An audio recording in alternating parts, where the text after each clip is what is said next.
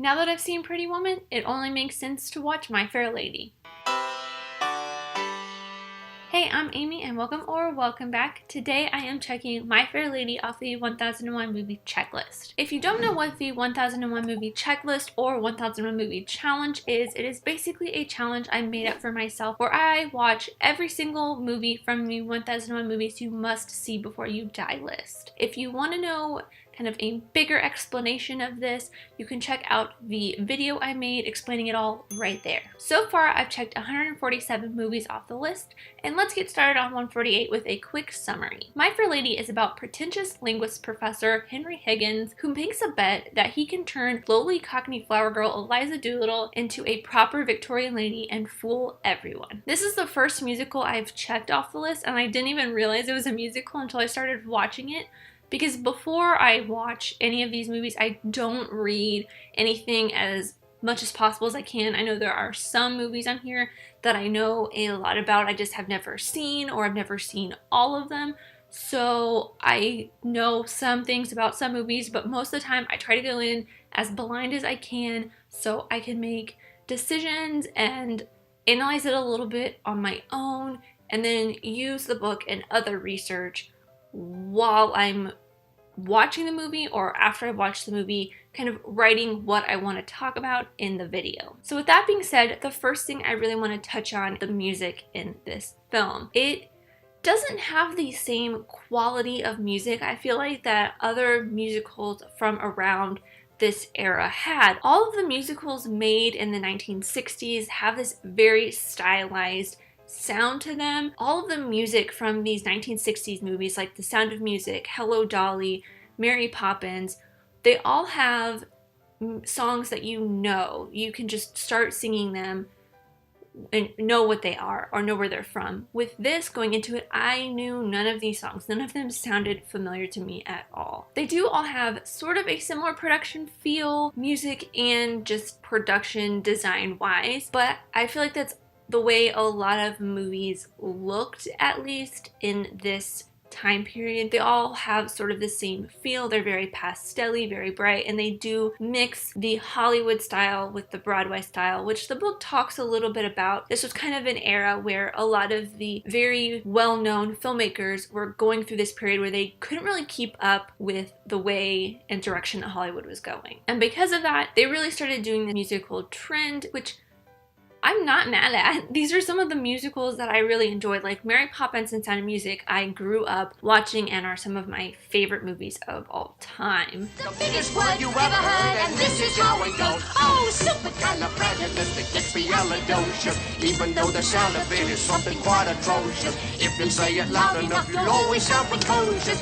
Supercalifragilisticexpialidocious. But with My Fair Lady, I just couldn't sing along and didn't capture that same essence that I feel whenever I watch any of those movies that I mentioned before. Like even Hello Dolly, I recently watched that for the first time maybe a year and a half ago, but I still knew a lot of the songs and could feel the just kind of nostalgia go over me while watching it, even though I had only seen it for the first time at like 27 or 26. But because I knew the songs, I could sing along and feel the way I felt when I was watching Sound of Music or Mary Poppins. Another problem I had with the music was the fact that it made the movie go on for so long. This movie is almost 3 hours long, and most of that is because of the intro. The intro is like 5 minutes long, and there's an intermission and an interlude between the intermission and when the second act starts, which is another 5 minutes. And a lot of these songs go on for so long. So there's like an extra,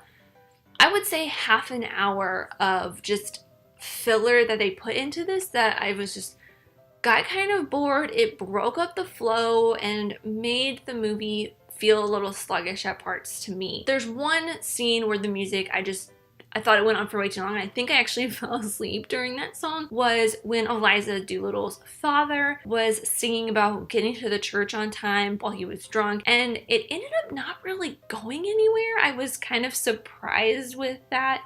Unless I fell asleep with it and it did go somewhere, I just didn't realize it. For some reason, the guy who played Eliza's father was nominated for an Oscar for this role.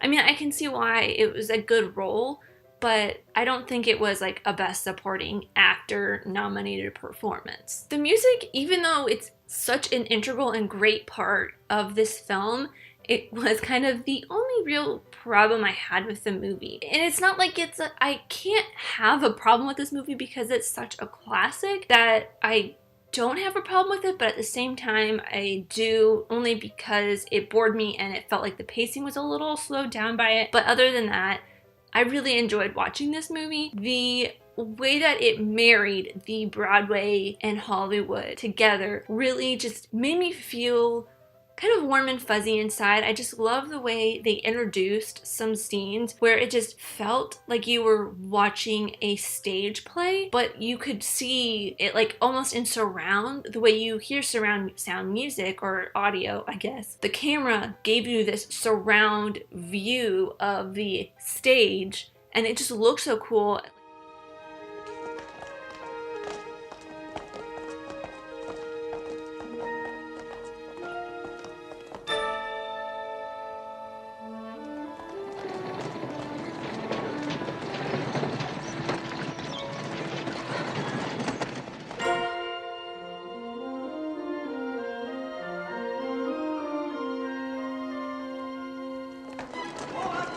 And finally, the reason this movie is such a classic is because it just inspired so many pop culture references in the future. Like, She's All That in pretty much any makeover movie from the mid to late 90s and early 2000s.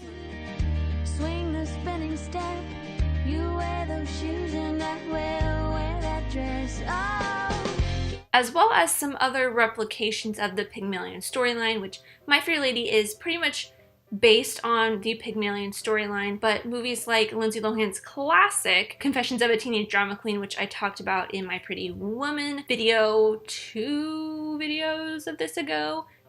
episodes ago, as well as, of course, Pretty Woman. And I bet you thought I would go the entire video and not talk about the similarities and differences between My Fair Lady and Pretty Woman, but I found a couple. And it's not like it's word for word or shot for shot similarities, but there were a couple similarities and some differences that I thought were kind of notable. Like the scene at the beginning of the film where Eliza is making this huge deal about getting paid for her flowers, and she's just trying to sell her flowers. My girl, you wouldn't go off without paying either.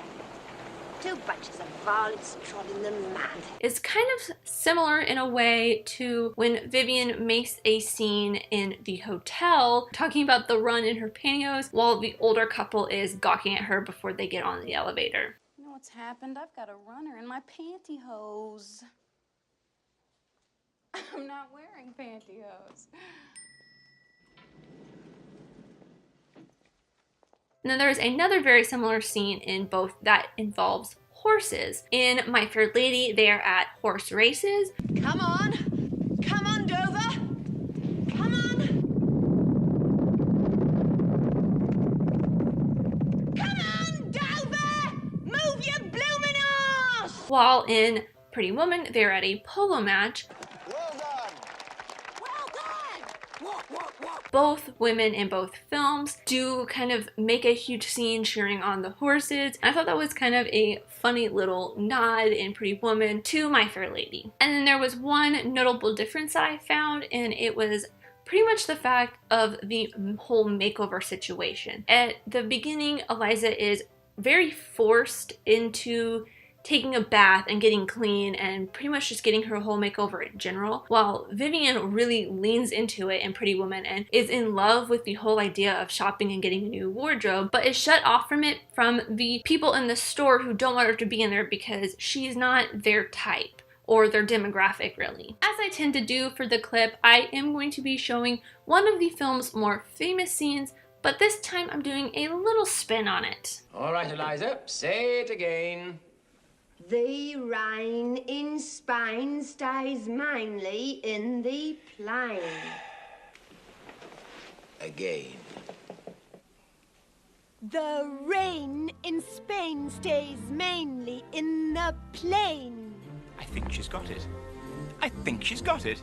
And that is all I have for My Fair Lady. As always, these are just my opinions, but I would love to know yours in the comments down below. What did you think of My Fair Lady? Have you seen this? Do you think it compares to the original Pygmalion play or to Pretty Woman in any way? I enjoyed both of them as kind of separate things because they are very separate and different films. If you want to know which films I have watched or just follow my progress in general, there's a link to a Google Doc in the description down below with a list of every movie I have checked off so far. The next 1001 challenge video will actually be posted on Father's Day, so in honor of that, I thought I would watch a movie that I know my dad will really enjoy because he likes to watch these videos, and I thought might as well watch one that he has watched and I know he probably likes, the classic Clint Eastwood Western, The Good, the Bad, and the Ugly. And that is all I have. Thank you guys so much for watching. I really truly do appreciate every single one of you.